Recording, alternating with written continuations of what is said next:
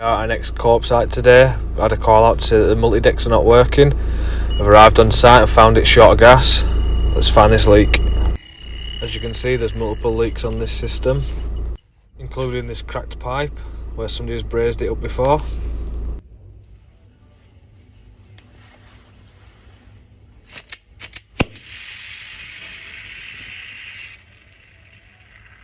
Let's do a temporary braze to this just for a pressure test, and then we'll reinstate it with new pipework later.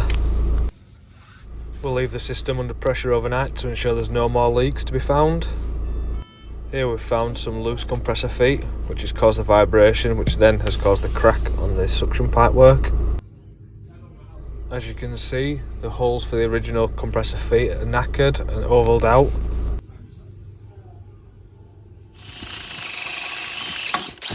So we'll drill these out and put some self-captivating nuts in, ready for the feet to be bolted back down. The system held pressure overnight, so we'll now do this new pipework on the suction.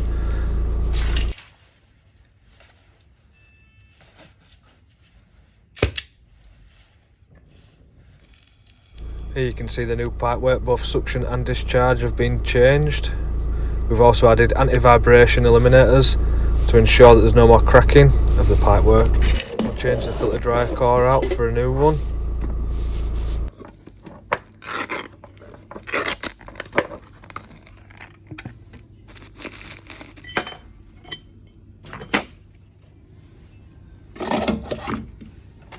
The system held pressure again after all new pipework and filter dryer, so we're just going to vac it out.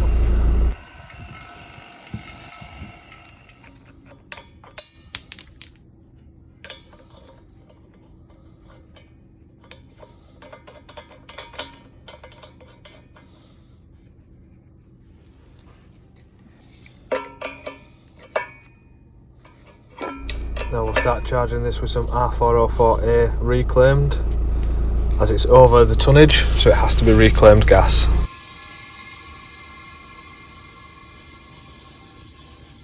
As you can hear here, the compressor doesn't sound too healthy. That's because it's overfilled with oil, as the oil injector valve is passing. We'll switch this compressor off to ensure there's no more damage and inform the customer.